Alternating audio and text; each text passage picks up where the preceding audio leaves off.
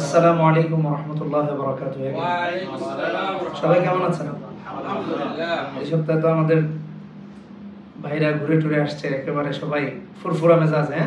ভাই তো অনেক গাড়ি টাড়ি চালিয়ে আসছেন আমাদেরকে ছাড়া, এটা কেমন কথা? এটা ঠিক হলো না।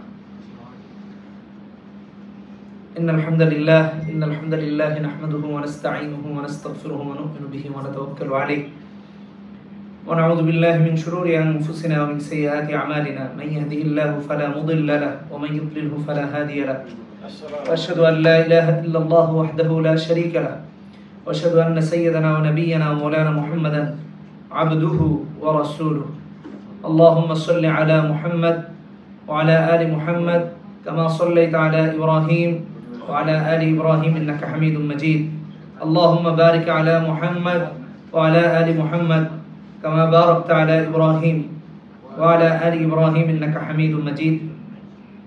শুরুতে আল্লাহ সুবহানাহু ওয়া তাআলার দরবারে শুকরিয়া আদায় করতেছি, যিনি আমাদেরকে এই কর্মব্যস্ত দেশে, কর্মব্যস্ত জীবনে সব কাজ থেকে ফারেক করে এখানে নিয়ে আসছেন।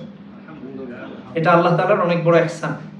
তিনি যদি ইহসান না করতেন তাহলে হয়তো বা এটা আমরা পারতাম না, কারণ সবাই ব্যস্ত।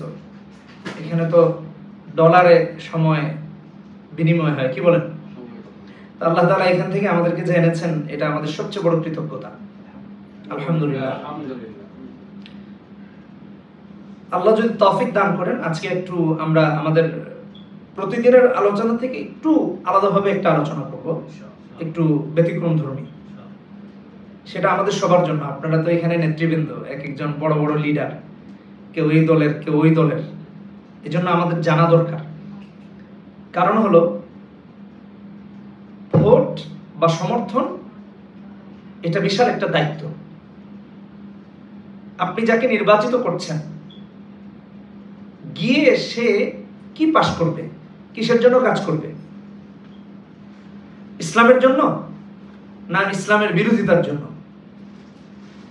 ইমানদারদের জন্য না কাফেরদের জন্য? আল্লাহ আল্লাহ রাসূলের পথে মানুষকে ডাকবে, নাকি চলার পথ দেখাবে, না কুফরের দিকে পথ দেখাবে? সো একজন ইমানদারের জন্য যদি আপনার সমর্থনটা হয়, যে কিনা দায়িত্ব পাওয়ার পর সে দ্বীন নিয়ে কাজ করবে, ইসলাম নিয়ে কাজ করবে, আল্লাহ আল্লাহ রাসূলের দেখানো পথ তথা শরঈ বিধান নিয়ে কাজ করবে, মানুষের মাঝে ইনসাফ কায়েম করবে, জুলুম করবে না, জালেম হবে না, তাহলে আমরা সব পাবো যে আমার সমর্থনে সে কি হয়েছে, সিলেক্টেড হয়েছে, নির্বাচিত হয়েছে। আর যদি এমনটা না হয়, আমি যদি সমর্থন করি জালেমকে, আমি যদি সমর্থন করি মাদকাসক্ত ব্যক্তিকে, আমি যদি সমর্থন করি জালেমকে, আমি যদি সমর্থন করি কাফেরকে, আমি যদি সমর্থন করি যে কুফরিকে এস্টাবলিশ করতে চায়, তাহলে এর জন্য গুনাহগার আপনিও হবেন।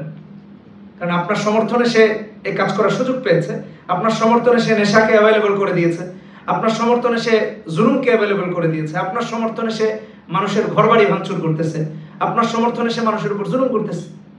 এটা তো একজন পাগলও বোঝার কথা। খুব সহজ হিসাব তো এখানে। হ্যাঁ, যে আমি কাকে, ধরেন আপনারা আমাকে এখানে বসিয়েছেন, কথার কথা, এখন আমি এখানে বসে ইসলামের বিরুদ্ধে একটা বক্তব্য দিয়ে দিলাম, এটা ঠিক হয়নি, এটা অন্যায় করেছি। আর এই অন্যায়ের জন্য আপনারা দায় এড়াতে পারেন না যদি আবার এগেইন আমাকে আপনারা কি করেন, এখানে বসার সহযোগিতা করেন। এটা বোঝার জন্য বললাম। সো এই জন্য মুমিনের প্রতিটা কাজ হতে হবে আল্লাহকে সন্তুষ্ট করার জন্য এবং আল্লাহ আল্লাহ রাসূলের দেখানো পথে। আজকের আলোচনা আমরা এই ব্যাপারে করব, তবে কয়েকটা ভাগে। প্রথম ভাগ হলো, কেন এটা আমাদের করতে হবে? এই জন্য করতে হবে যে আল্লাহ আমাদেরকে সৃষ্টি করেছেন। আল্লাহ আমাদেরকে সৃষ্টি করেছেন, নাকি আল্লাহ ছাড়া আর কেউ আছে? ভাই, আর কেউ কি আমাদেরকে সৃষ্টি করেছে? একটু বলেন না আওয়াজ করে। হ্যাঁ, কে? আল্লাহ। আল্লাহ সৃষ্টি করেছেন।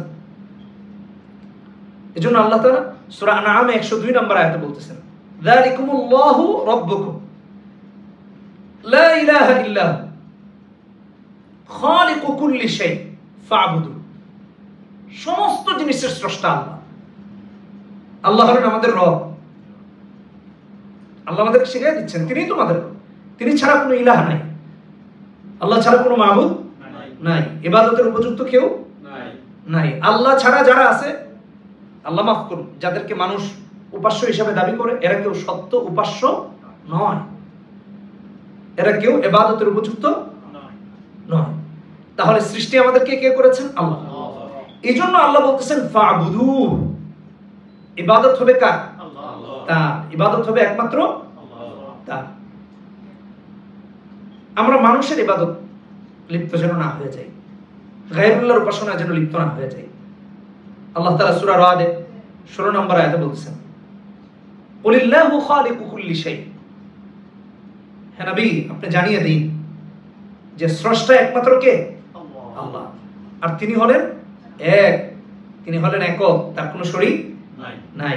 ওয়া হুয়াল ওয়াহিদুল কাহ্হার, ওয়া হুয়াল ওয়াহিদুল কাহ্হার, সুবহানাল্লাহ। এবং তিনি কি? মহা প্রতাপশালী।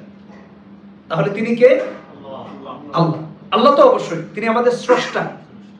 এই পৃথিবীতে আমরা এসেছি, বানিয়েছেন আমাদেরকে কে? আল্লাহ সুবহানাহু ওয়া তাআলা। এবং কিভাবে বানিয়েছেন তার রূপরেখা আল্লাহ বিভিন্ন জায়গায় উল্লেখ করেছেন।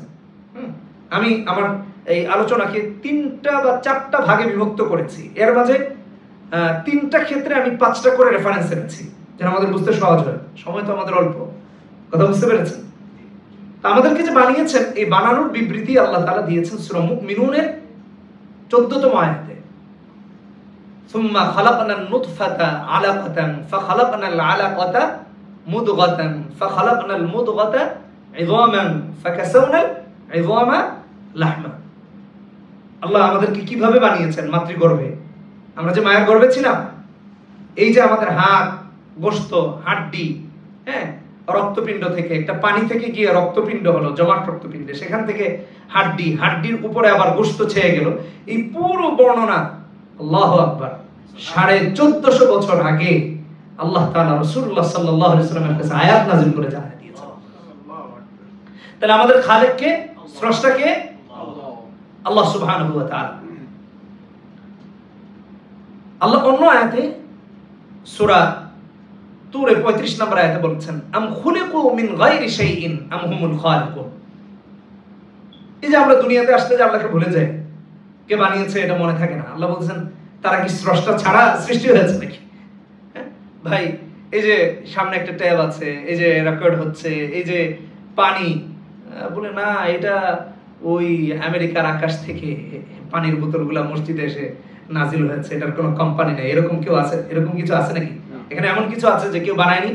তো এটা আমাদের মাথায় আসে যে ইট বানিয়েছে একটা কোম্পানি, সিমেন্ট বানিয়েছে একটা কোম্পানি, রড বানিয়েছে একটা কোম্পানি, এই বিল্ডিংটা বানিয়েছে একটা ডেভেলপার কোম্পানি, হ্যাঁ, ঘড়ি বানিয়েছে একটা কোম্পানি, আমাদের মা বোনদের কানের দুল বানায় কেউ, খাবার আমরা কি ফেরেশতারা কি ওই যে মান্না সালোয়ার মতো এনে খাবার দিয়ে যান নাকি আপনাকে? তা আমাদের মা বোনরা বানিয়ে আমাদেরকে কি দেন? খাবার দেন। প্রত্যেকটা জিনিসের পিছনে কেউ আছে। তো আমাদেরকে যিনি বানিয়েছেন তিনি হলেন একমাত্র আল্লাহ সুবহানাহু ওয়া তাআলা। আর তিনি সমস্ত কিছুর স্রষ্টা, খালিকু কুল্লি শাই। আল্লাহ বলতেছেন তারা কি স্রষ্টা ছাড়া সৃষ্টি হয়ে গেছে নাকি? সূরা তুরে 35 নম্বর আয়াত। নাকি আমহুমুল খালিকুন, না তারা নিজেরাই স্রষ্টা? কি বলে আমরা কি একজন আরেকজনের বানিয়েছি? না। আচ্ছা আসেন আরেকটা গুরুত্বপূর্ণ কথা। আল্লাহ তাআলা অন্য আয়াতে বলতেছেন সূরা হাশরে, আমরা প্রায় সময় নামাজে তিলাওয়াত করি, যে শেষ আয়াতগুলো আমরা তিলাওয়াত করি না? আল্লাহুল্লাযী লা ইলাহা ইল্লা হু আলিমুল গায়বি ওয়াশ শাহাদাতি হুয়ার রহমানুর রহিম। এই সূরার শেষ আয়াতটা কি? ওয়াল্লাহুল খালিক, ওয়াল্লাহুল খালিক। 24 নম্বর আয়াত। সূরাতে আয়াত আছে কয়টা? 24টা, সূরা হাশর। তো 24 নম্বর আয়াতে আল্লাহ বলতেছেন তিনিই খালিক, তিনি আমাদেরকে বানিয়েছেন। এই যে এখানে কতগুলো রেফারেন্স দেয়া হলো, এই সবগুলো থেকে আমরা বুঝতে পারলাম আমাদেরকে বানিয়েছেন, বলি না একটু মুখটা খুলে, আমাদেরকে বানিয়েছেন আল্লাহ। আল্লাহ ছাড়া কেউ আমাদের স্রষ্টা নয়। অতএব সৃষ্টিকর্তা আল্লাহ। একটা চ্যাপ্টার গেল আমাদের। দ্বিতীয় চ্যাপ্টার, ভাই এই মাইক্রোফোনটা বানানো হয়েছে যেন আমার কথাটা আপনাদের কানে যায়, ক্যামেরা বানানো হয়েছে যেন এটাকে কি করা যায়? রেকর্ড করা যায়, এটাকে যেন স্মৃতি হিসাবে রাখা যায়, বা এটার পরবর্তীতে যেন এটাকে কাজে লাগানো যায়, ইত্যাদি। প্রত্যেকটা জিনিস বানানোর পেছনে একটা উদ্দেশ্য আছে। আল্লাহ তাআলা আমাদেরকে কেন বানিয়েছে? দুনিয়াতে গিয়া গণতন্ত্র প্রতিষ্ঠা করার জন্য, সমাজতন্ত্র প্রতিষ্ঠা করার জন্য, স্বৈরতন্ত্র প্রতিষ্ঠা করার জন্য, সাম্যবাদ প্রতিষ্ঠা করার জন্য। একটু ভালো করে বুঝেন, আল্লাহ কেন বানিয়েছেন? তার গোলামি করার জন্য, তার দাসত্ব করার জন্য। সূরা যারিয়াতে 56 নম্বর আয়াতে আল্লাহ সুবহানাহু ওয়া তাআলা বলেছেন, ওমা খালাকতুল জিন্না ওয়াল ইনসা ইল্লা লিয়াবুদুন। জিন এবং ইনসানকে আল্লাহ বানিয়েছেন তার গোলামি করার জন্য, তার ইবাদতের জন্য, তার বিরুদ্ধে দাঁড়িয়ে যাওয়ার জন্য। এখন আমরা মানুষ হয়ে আল্লাহ বলেছেন তোমরা নেশা করো না, আমরা বরং এগুলো লাইসেন্স দিচ্ছি। কি বলেন যে একটা বাংলাদেশের অমুক জায়গায় দরকার, আরেকটা অমুক জায়গায় দরকার, আরেকটা অমুক জায়গায় দরকার। এক ভাই আমাকে শেয়ার করতেছিলেন, বুঝছেন, এক আলেমের ঘটনা বলি আপনাদেরকে। এই আমেরিকাতে যে বলতেছিলেন যে এই আমেরিকা থেকে বাংলাদেশে দেওয়া যায়, ফ্রি যাবেন, টিকিট ফ্রি। জানেন কি? ওই যে হুক্কা টুক্কা বা তামাক জাতীয় যে সমস্ত জিনিস আছে নেশার, এগুলো 2টা লাগেজে নিবে, 2টা লাগেজ নিয়ে যাবেন, আপনার টিকিট সব ফ্রি। চিন্তা করতে পেরেছেন? একজন আমাকে বললো, আমি বললাম প্রশ্নই আসে না। তো এই অফারটা আবার আরেকজন আলেমকে দিছে, আরেকজন আলেমকে, মানে আমাদের মজলিসের কথা হয়েছে, বলতেছে সাহেব টিকিট লাগবে না কিন্তু আর আমেরিকায় যাইতে আসতে, বুঝতে পারছেন? বলে ভাই কি বলেন টিকিট লাগবে না, মানে $1,500 $2,000 বেঁচে যাবে। কি কেমনে? কয় খালি 2টা লাগেজ নিলেই হবে। ভাই লাগেজে কি থাকবে? লাগেজে থাকবে হুক্কা, লাগেজে থাকবে ওই যে সীসা, যেগুলো বাংলাদেশে নিয়ে আমাদের ইয়াং জেনারেশনকে কি করা হচ্ছে? নষ্ট করা হচ্ছে। এই কথাগুলো জানা আমাদের খুব জরুরি। তো এটা একেবারে হালাল না? রাসূল সাল্লাল্লাহু আলাইহি ওয়াসাল্লাম তো বলছেন যে তোমরা হুক্কা টুক্কা হালাল এগুলা কইরা বেশি করে খাও, সীসা টিসা, নাকি এরকম? নাউযুবিল্লাহি মিন যালিক। সাহাবায়ে কেরাম এগুলোকে প্রমোট করেন নাই। আমাদের সমাজ আমাদেরকে কিভাবে নষ্ট করা হচ্ছে, আল্লাহু আকবার। কি বলবো একটু চিন্তা করে দেখেন। তো বলতেছে এগুলো, আমি বললাম না, প্রশ্নই আসে না। ওই আলেম আমাদের বাপ চাচার বয়সী, তিনিও বললেন অসম্ভব, আমি এগুলা নিয়ে কখনো যাব না, আমার ফ্রি দরকার নেই, লাগলে 1.5-2 লাখ টাকা লাগবে। প্রত্যাখ্যান করেছেন। ভালো করে চিন্তা করেন, এখানে আমাদের জন্য অনেক বড় সবক আছে। আচ্ছা, তাহলে যে কথাটা বললাম সেটা হলো ইবাদতের জন্য। আল্লাহ কিসের জন্য আল্লাহ বানিয়েছেন? ইবাদতের জন্য, আল্লাহর গোলামি করার জন্য আমাদেরকে বানিয়েছেন। দেখেন, এই কথাকে আরো গুরুত্ব দেওয়ার জন্য আল্লাহ অন্যান্য জায়গায় এই কথাগুলোর ব্যাখ্যা করেছেন। একটা আয়াতের ব্যাখ্যা, কোরআনের এক আয়াত আরেক আয়াতের ব্যাখ্যা। আল্লাহ তাআলা 115 নম্বর আয়াতে সূরা মুমিনুনে বলেছেন, আফা হাসিবতুম আন্নামা খালাকনাকুম আবাথা। তোমরা কি মনে করো তোমাদেরকে এমনি সৃষ্টি করছি আর আল্লাহর দিকে আমরা প্রত্যাবর্তন করব না? ওয়া আন্নাকুম ইলাইনা লা তুরজাউন। অবশ্যই কার কাছে যেতে হবে? তাইলে এখানে দুনিয়া কি করলাম না করলাম সবকিছু হিসাব কার কাছে দিতে হবে? আল্লাহর কাছে দিতে হবে। এরপরে দেখেন আল্লাহ তাআলা অন্যত্র বলতেছেন আরো ভালো করে, আল্লাযী খালাকাল মাউতা ওয়াল হায়াতা লিয়াবলুয়াকুম আইয়ুকুম আহসানু আমালা। আহসানু আমালা, কার আমল সুন্দর, কার আমল ভালো।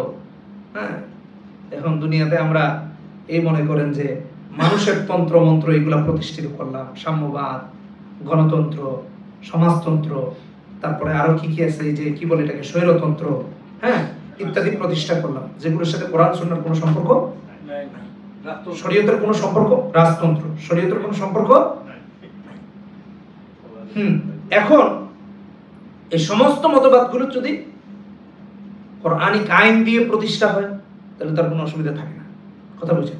কিন্তু এগুলো তৈরি করা হয়েছে কোরআনের বিরুদ্ধে একটা সমাজ ব্যবস্থা দাঁড় করানোর জন্য, ইসলামের বিরুদ্ধে একটা সমাজ ব্যবস্থাকে প্রমোট করার জন্য, এস্টাবলিশ করার জন্য। এটা হলো মূল সমস্যা। মুসলমানদের বিরুদ্ধে একটা জিনিসকে দাঁড় করিয়ে দেওয়ার জন্য, কোরআন এবং সুন্নাহর বিরুদ্ধে একটা জিনিসকে দাঁড় করিয়ে দেওয়ার জন্য। আল্লাহ আমাদেরকে হেদায়েত দান করুন। এই জন্য দেখেন না, আমাদের বাংলাদেশে যখন নির্বাচন আসে তখন বাংলাদেশের মানুষদেরকে সান্ত্বনা দেওয়ার জন্য কয় আমার দল ইসলাম বিরোধী, কোরআন সুন্নাহ বিরোধী কোনো কাজ করবে না। আর বিদেশি প্রভুদেরকে খুশি করার জন্য কয় এই দেশে মৌলবাদের কোনো ঠাঁই নাই। ভালো করে বুঝেন। আমি আমার শেয়ার করেছি ফেসবুকে আজকে বিএনপির এক বড় নেতার কথা, যে ভারত তাকে ডিরেক্ট বলতেছে তোমাদের সাথে তো মৌলবাদী আছে, আলেমরা আছে। এটা ভালো করে বুঝবেন।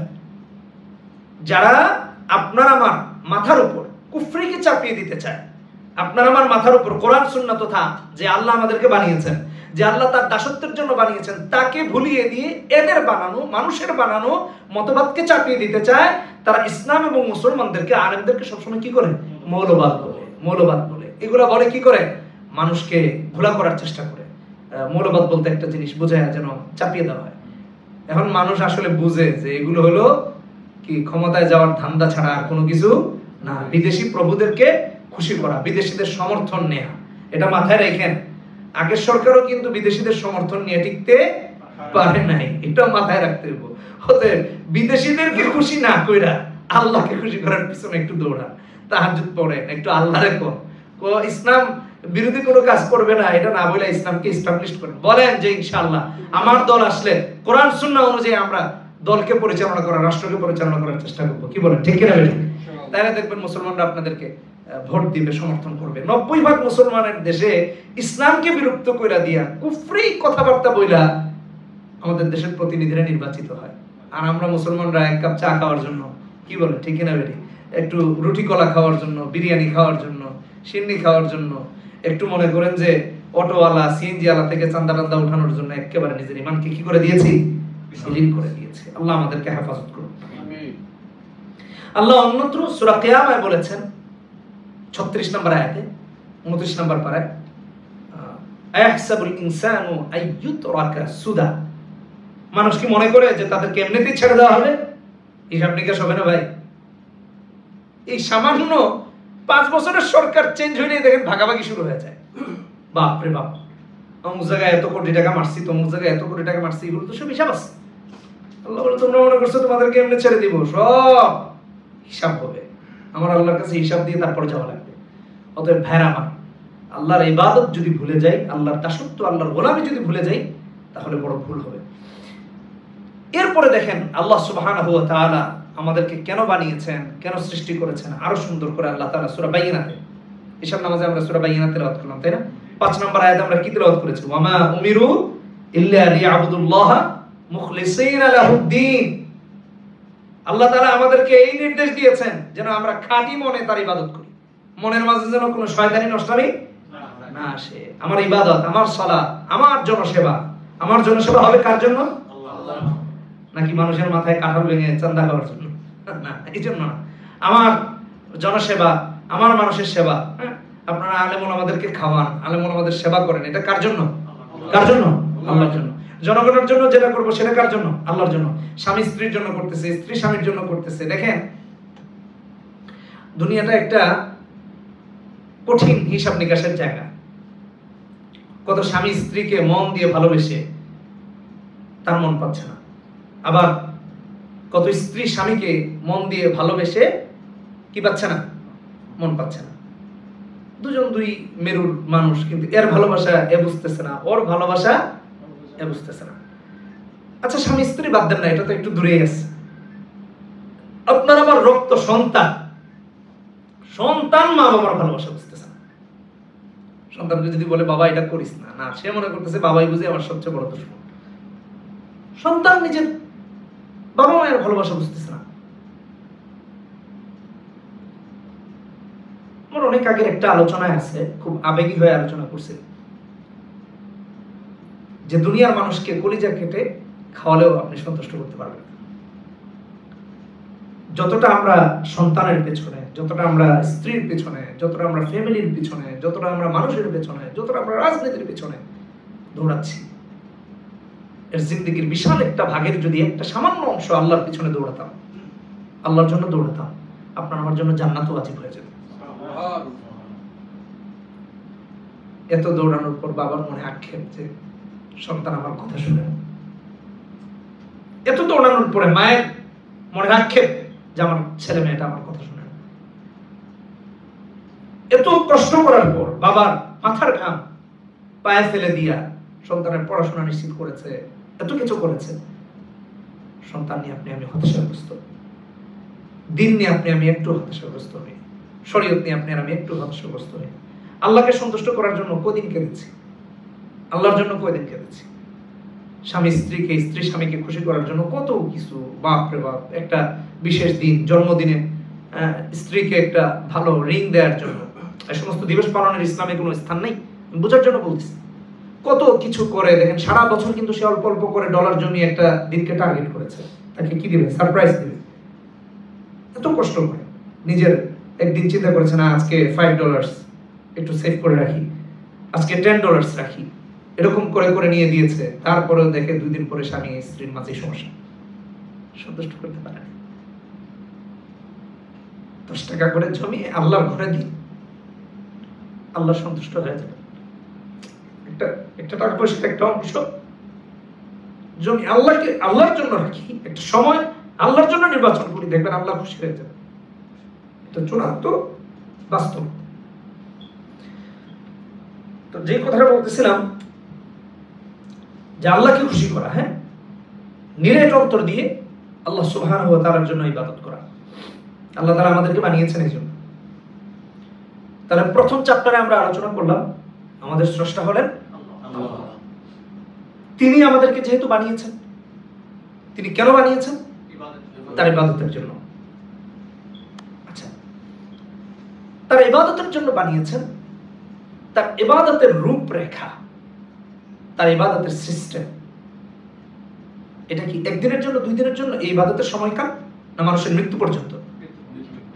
সেই প্রতিটা মানুষের প্রতি তার সৃষ্টির পুঙ্খানুপুঙ্খ রূপে সুশৃঙ্খল ভাবে চলার যে সিস্টেম দিয়েছেন সেটাই হলো শরীয়ত। সেটাই হলো কি? শরীয়ত। আমি কি কথাটা বোঝাতে পারছি? শরীয়ত কি? আল্লাহর বিধান, নবীজির সুন্নাহ, এই দুইটা মেনে চলা।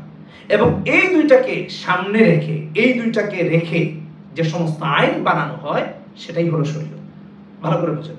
কোরআন সুন্নাহ, কোরআন সুন্নাহ, কোরআন সুন্নাহ এবং কোরআন সুন্নাহকে সামনে রেখে যে আইন বের করা হয়, যে বিধিবিধান বের করা হয়, এটাই কি? শরীয়ত। এটা মানার নামে শরীয়ত।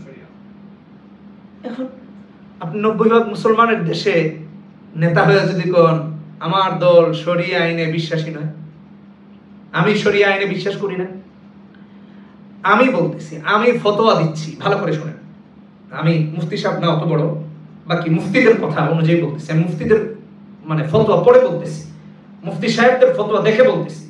কেউ যদি এই কথা বলে আমি শরীয়ত বিশ্বাস করি না, আমার দল বিশ্বাস করে না, তাহলে তার ঈমান নাই, সে কাফের হয়ে গেছে। সে কাফের হয়ে গেছে। তার মৃত্যুতে কিসের জানাজা পড়বেন? আলেম তো তার মৃত্যুতে জানাজা পড়তে পারে না। এই বক্তব্য যে শুধু আজকে দিচ্ছি তা না, এই বক্তব্য বিগত সরকারের 17 বছরে বিভিন্ন জায়গায় দিয়েছি, বাংলাদেশে দিয়েছি, পৃথিবীর অন্যান্য জায়গায় দিয়েছি। সোজা কথা, যে শরীয়ত মানে না সে মুসলমানের নেতা হয় কি করে? যে শরীয়ত মানে না তার জানাজা হবে কেমনে ভাই? কোন ধর্মের ভিত্তিতে জানাজা হবে? তার তো ঈমান নাই, সে তো কাফের হয়ে গেছে। অথচ আল্লাহ তাআলা কি বলতেছেন দেখেন, আল্লাহ তাআলা সূরা জাসিয়াতে বলতেছেন 18 নম্বর আয়াত, সুম্মা জাআলনাকা আলা শারিআতিন মিনাল আমর ফাত্তাবি'হা ওয়া লা তাত্তাবি' আহওয়া'আল্লাযীনা লা ইয়ালামুন। আল্লাহ তাআলা যে বিধানের উপর প্রতিষ্ঠিত করেছেন, আল্লাহ রাসূলকে বলতেছেন আপনি তা অনুসরণ করুন, আর যারা জানে না তাদের খেয়াল খুশির অনুসরণ করা যাবে না। ওয়ালা তাত্তাবি' আহওয়া'আল্লাযীনা লা ইয়ালামুন। যারা জানে না আজকে তারাই আমাদেরকে চালাইতেছে, যার কোরআনের জ্ঞান নাই সে আমাদেরকে চালাইতেছে, যার রাসূলুল্লাহর সুন্নাতের জ্ঞান নাই সে আমাদের নেতা হয়ে বসে আছে, যে নামাজের ইমামতি করার যোগ্যতা নাই সে আমার নেতা হয়ে বসে আছে, সে ইমামেরও নেতা, সে মুসল্লিরও নেতা, সে সভাপতিরও নেতা। আজব ব্যাপার। কোথায় আছি আপনারা? আর আল্লাহ বলতেছেন ওয়ালা তাত্তাবি' আহওয়া'আল্লাযীনা লা ইয়ালামুন। যে শরিয়া সম্বন্ধে জানে না, যে দ্বীন সম্পর্কে জানে না, যে কোরআন সম্পর্কে জানে না, যে ইসলাম সম্পর্কে জানে না, তাকে জানবেন, তাকে অনুসরণ করা যাবে না, তাকে অনুসরণ করা যাবে না। এই নির্দেশ আল্লাহ দিতেছেন নবীকে, নবীর উম্মতকে, আল্লাহ তার গোলামদেরকে, তার বান্দাদেরকে নির্দেশ দিয়েছেন। ভালো করে বুঝেন ভাই আমার। সূরা জাসিয়া 18 নম্বর আয়াত। এই কথাগুলো যদি আমার হইতো তাহলে ভিন্ন কথা, বলে রাফি বিন মনির বাজে কথা বলে গেছে দুই একটা, নাউজুবিল্লাহ, আমার হলে চালিয়ে দিতে পারত, কিন্তু কোরআনে কারীমের কথা। আচ্ছা আসেন, এখন এই যে শরীয়ত, মনে করেন মানলাম না, এই যে আমি যে বললাম কাফের হয়ে যাবে, বললাম না একটু আগে, এটা কি আমার বক্তব্য? এই শরীয়ত না মানলে কি হবে? এই যে তৃতীয় চ্যাপ্টারে আমরা গেলাম, 3 নম্বর আলোচনার পার্টে গেলাম। আল্লাহ তাআলা দেখেন কি বলতেছেন, আফা হুকমাল জাহিলিয়াতি ইয়াবগুন ওয়া মান আহসানু মিনাল্লাহি হুকমান লিকাওমি ইউকিনুন। তারা কি তবে জাহেলিয়াতের বিধান চায়? ভাই চলতেছে তো জাহেলিয়াতের বিধানই, জাহেলিয়াতের বিধান চলতেছে, আর ওরা বলে আমাদেরটাকে জাহেলি যুগের বিধান। যখন কোরআন হাদিসের বিধানকে কেউ জাহেলি যুগের বিধান মনে করে, সে স্পষ্টভাবেই বুঝায় দেয় যে আসলে মুমিনের কাছে তো কোরআন সুন্নাহর বিধান কখনো জাহেলি বিধান হতে পারে না, তার মানে সেই জাহেলি বিধান কায়েম করতে চায়। সে যেটা বলতে চায় সেটাই কি জাহেলি বিধান।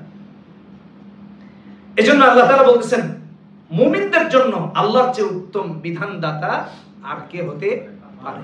ওয়ামান আহসানু মিনাল্লাহি হুকমান লিকাওমি ইউকিনুন, বিশ্বাসীদের জন্য, যারা বলেছে লা ইলাহা ইল্লাল্লাহ।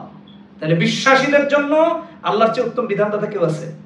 হ্যাঁ, গণতন্ত্র প্রতিষ্ঠাকারী, রাজতন্ত্র প্রতিষ্ঠাকারী, স্বৈরতন্ত্র প্রতিষ্ঠাকারী, সাম্যবাদ প্রতিষ্ঠাকারী, ভ্রান্ত মতবাদ প্রতিষ্ঠাকারী, এরা কখনো আল্লাহর চেয়ে উত্তম বিধানদাতা হিসেবে হতে পারে না। আপনি যদি 100 জন মুসলমানকে এটা জিজ্ঞেস করেন, বলবো না আল্লাহর চেয়ে আর উত্তম বিধানদাতা কেউ হতে পারে না। কিন্তু ভোট দেওয়ার টাইমে গিয়া ওই যে আল্লাহর বিরুদ্ধেই যে দাঁড়াইছে তারাই গিয়ে সমর্থন করতেছে, সমাজে তাকে সমর্থন করতেছে।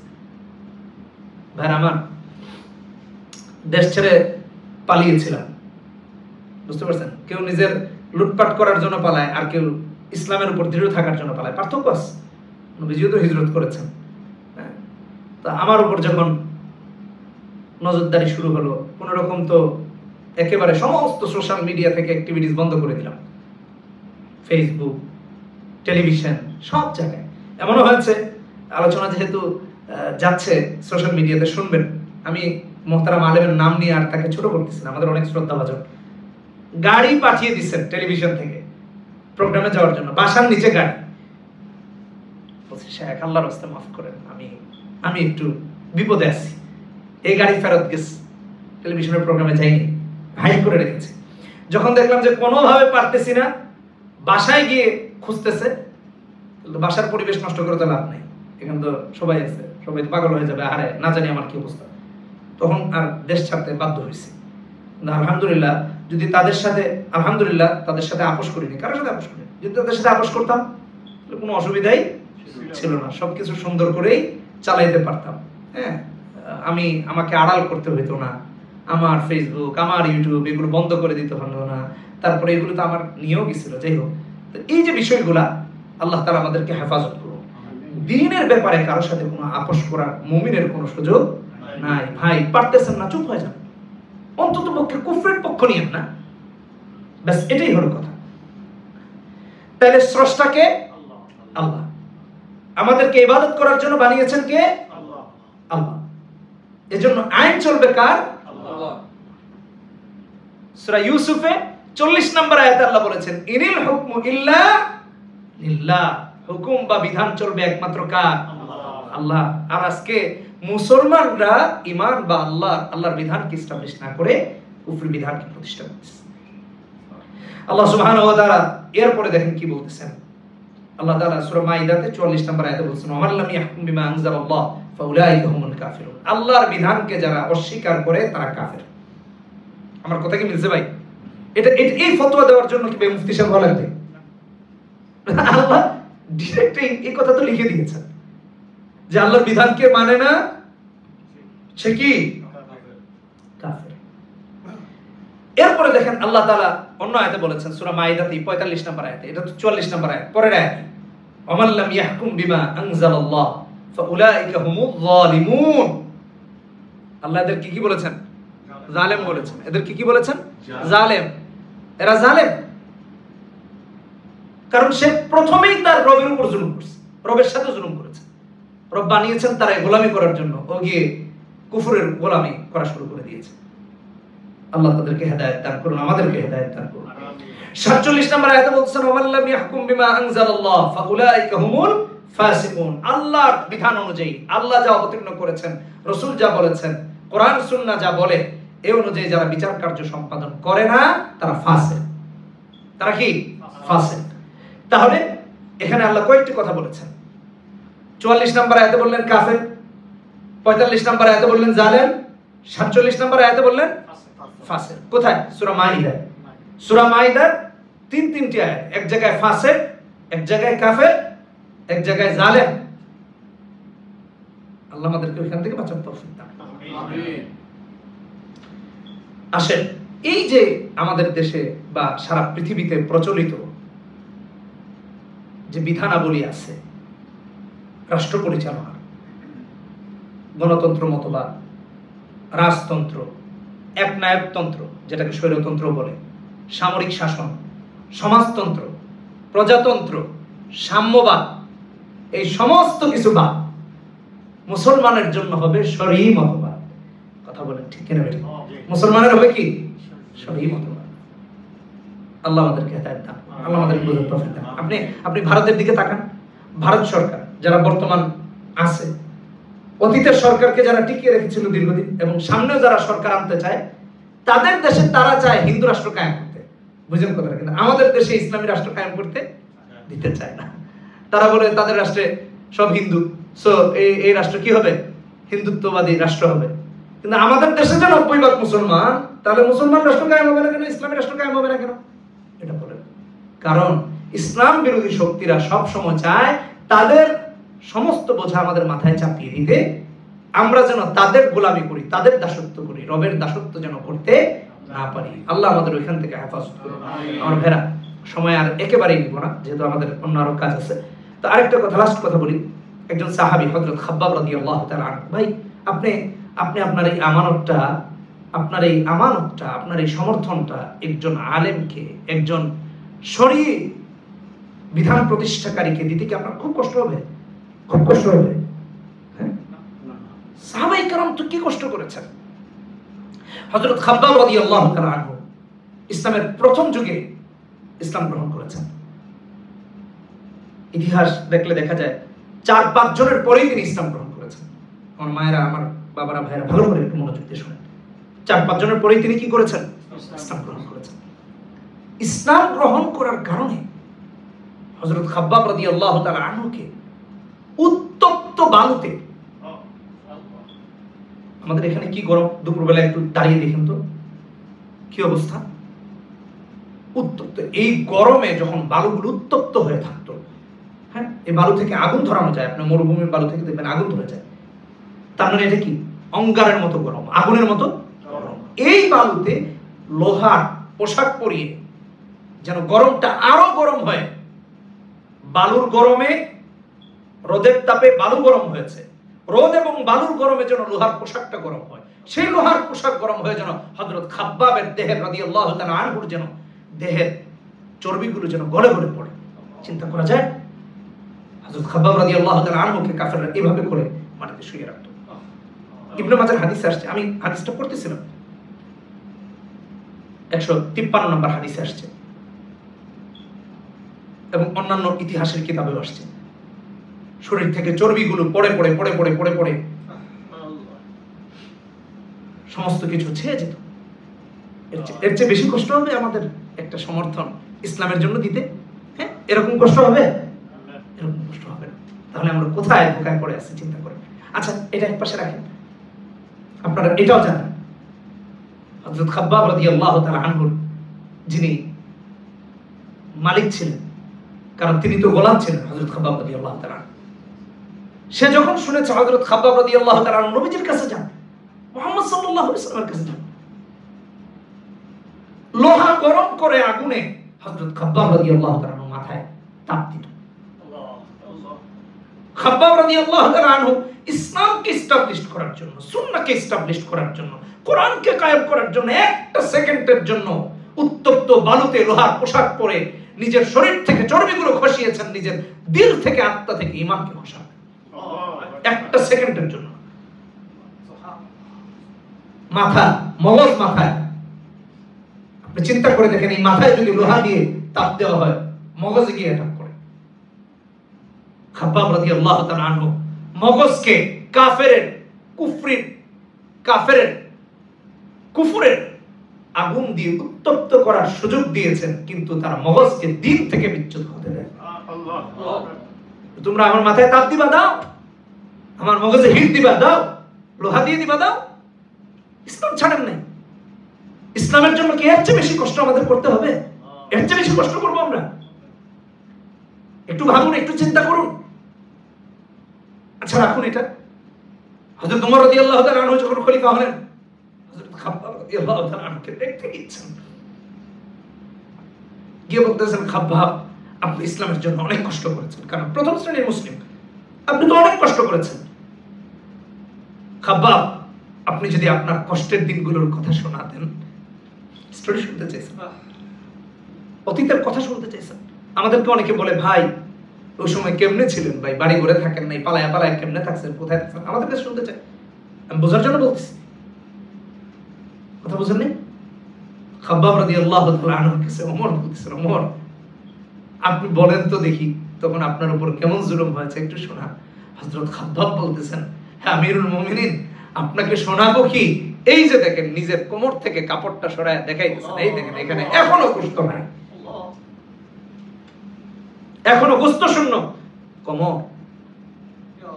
ইসলামের জন্য কি কষ্ট করেছেন? আমরা কি এর চেয়ে বেশি কষ্ট করতে হবে দিন কায়েমের জন্য?